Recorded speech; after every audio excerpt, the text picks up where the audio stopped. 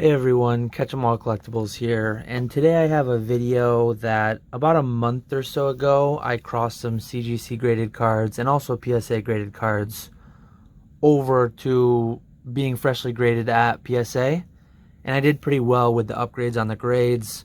I had a couple people request that I do a video on how to crack cards out. Some people unfamiliar with it. I've seen a lot of videos on YouTube where, in my opinion, people use questionable tactics and tools. So I figured I'd just show how I do it. Here's a graveyard of some of the slabs I've cracked out over the years. This isn't an exhaustive pile of them, but there's not like a significant amount more. I guess the main ones that are missing are like a bunch of 8.5 from PSA that I cracked several years ago.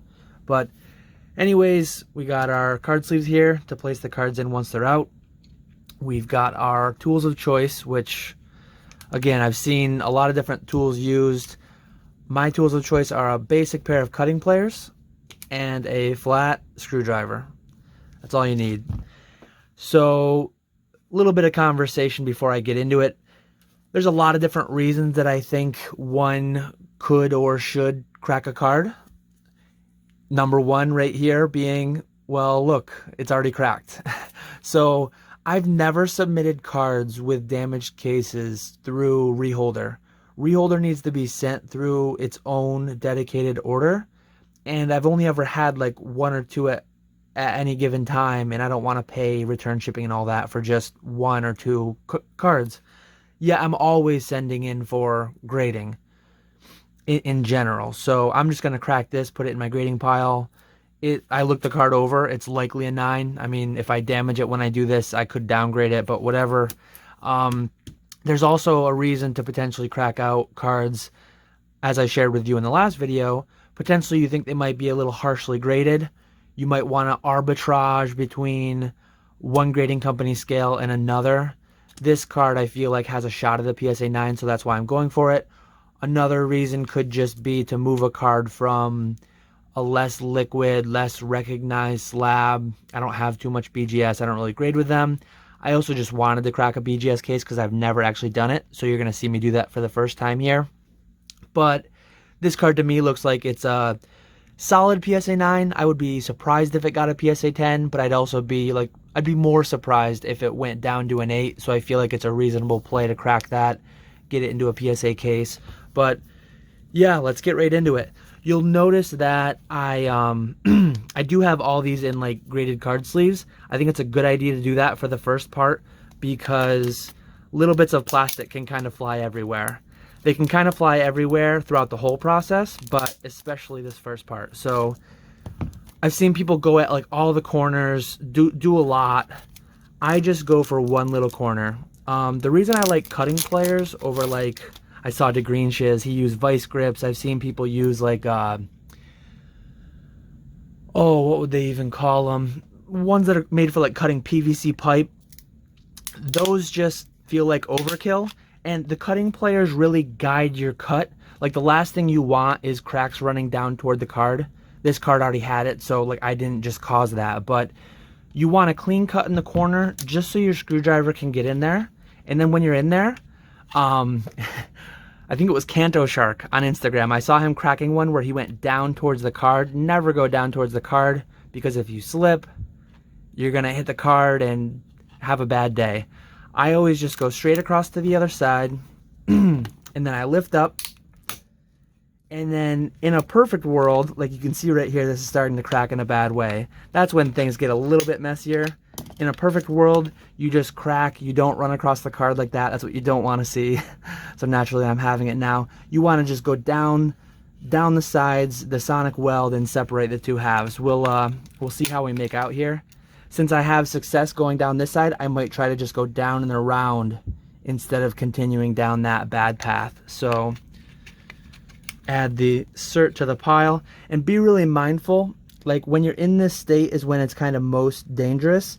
If you allow these two halves to go back together and the card shifted at all, you're going to get some nice crimp lines from those little the little grooves in the slab. So at this point, it's kind of like you got to go the rest of the way. And again, I really don't like the way that broke. Let's see how we did. Let's see if we... I gotta look past the camera. I've probably cracked roughly 100 cards in the 8 years I've been in the hobby. So it's not like, I guess, roughly one a month since I've been in the hobby. I don't do it a ton. I've probably only ever damaged like one card. You gotta watch out for these little... What happened was one of these little shards that broke off ended up in my penny sleeve and then put like a little indent on the card. So always watch out for that. So the PSA one went reasonably well. Same exact strategy with CGC. You can hear that one. Really think about wearing safety glasses, potentially. Don't want anybody getting injured at home doing this. So plastic really does fly everywhere. If you could do this in some kind of a tote or a box, you'll probably save yourself a lot on cleanup. So yeah, this one cracked pretty poorly too. Like at this point, when you end up in this state, it's a little cringeworthy to watch it, but I think cards are a little more durable than people tend to think at times. So like you could risk getting a tool in here, really try, but you're so close to the card that I would rather just opt to grab the corner and then gently slide it out. Ideally try to not let it go and fling like I just did there. So yeah, let's see. Surface still feels good on it. Sorry, I'm not looking through the camera, so I'm not sure how well. Little bits of plastic there, but yeah, I mean, it came out. We're like 2 for 2 on having ugly case breaks, but I think we're 2 for 2 on not damaging the card in any way, so that's what matters at the end of the day. But and BGS, again, as I mentioned, I'm doing this for the first time, so whatever happens here, we'll get through it together. Same tactic, take a corner, take it out of your bag. Just enough to get the screwdriver in. Oh. I went towards the card there, but I don't think I got it. We'll find out, I guess. I guess one pro here with BGS, you are a bit safer with, I guess a fair bit safer, with the fact that they have it in the inner sleeve. That could save you from the potential of getting like one of these plastic shards onto it. So it looks like I'm going to actually have to cut. Maybe years ago I did crack one of these because I kind of feel like I remember, I guess I was short one tool. I need a pair of scissors to cut the card out of the inner sleeve. I do have some scissors right here, so hopefully I don't cut the card. Trying to do this through a camera, but there's the Sabrina's Gengar freed from its plastic tomb. Hollow scratch going across there. We'll see how I end up. Someday down the line, I don't know that any of these 3 cards are worthy of grading at 50. So like we might be talking a year or something, but I will kind of segregate these cards so I can remember that they were the ones that I cracked, and I will try to follow up whenever it may be with what these cards crossed into. Almost definitely gonna go with PSA with all 3. But yeah, that's it. If you've got any questions, if you've got any tips, if you do anything differently when you crack slabs, definitely let me know. I think I covered all the points I wanted to. I talked about reasons why you might crack one, my strategy for doing it. Yeah, that's pretty much it, I think. You're going to be seeing this on Wednesday. Just a reminder, this Friday, I will be posting, I had like 2,000 cards land today, PSA and CGC. So that's going to be, it's going to take me a few weeks of YouTube videos to highlight those returns because there's some pretty solid stuff in there in the PSA ones. So Friday will be the first of a few return videos. And then next week, well, actually, before I get to that, Sunday, just a reminder for everyone, 11 a.m. Eastern time on Sunday the 20th, Pat Flynn, Deep Pocket Monster, will be joining us on Patreon. If you want to join, it's $10 a month. Every month we do a Zoom meeting. And this month, Pat Flynn, Deep Pocket Monster, is going to do every third month, we'll have a content creator from the space join us and kind of talk on their area of expertise. And then the other 2 months, it's Jake and I rotating and bringing some kind of analytical information with respect to the hobby. You can see previous highlights on the channel.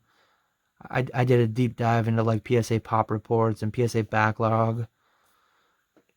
So yeah, that link's there if you wanna support the channel. If you want to support the channel at no cost to you, the affiliate link is always there as well. You click that, anything you buy in the next 24 hours on eBay, no further cost to you, but some percent of that sale will come back to me. And I really appreciate everyone who uses that link. Next week is a super exciting week. It is our anniversary episode of the podcast, airing on Thursday. It is my 1-year anniversary on YouTube next Saturday night, the 26th, I believe it is. Let me double check. So yeah, I'm planning on going live. I'll probably be going live at 9 p.m., potentially 9:30. See how my kids go to bed. So 9 or 9:30 Eastern. I'll make an event for it and post about it like a week ahead on YouTube. But just hang out, maybe open a couple heavy packs, see if I have any luck. So I'm super excited for that. Hopefully get a decent crowd to hang out.